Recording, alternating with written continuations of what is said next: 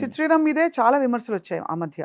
తన ఆంగ్ల భాష, అరవ భాష యాసతోటి కొంచెం తెలుగు పదాల్ని నాయి 100,000,000 అదే 200,000,000 దాటిన పాటలు ఒక 3 ఉన్నాయండి ఫ్లాగ్‌షిప్ మిలియన్స్ లెక్కలో చూస్తే. హ్మ్.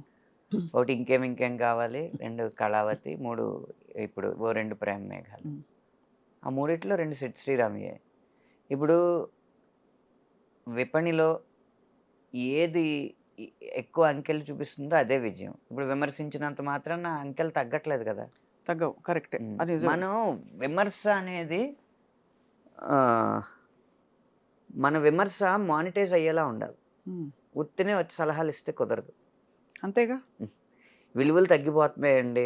పాత సినిమాల్లో విలువలుండేవి. సరే ఆ విలువలు పాటించినప్పుడు విపణిలో దాన్ని గెలిపించడం ఎలాగో కూడా సలహా ఇవ్వాలి. అంటే ప్రణాళికాబద్ధంగా ఉండాలి తప్ప హ్మ్. దానికి ఆ! ఉత్తుత్త రాళ్ళిసిరేస్తే కుదరదండి అవును. విమర్శలు.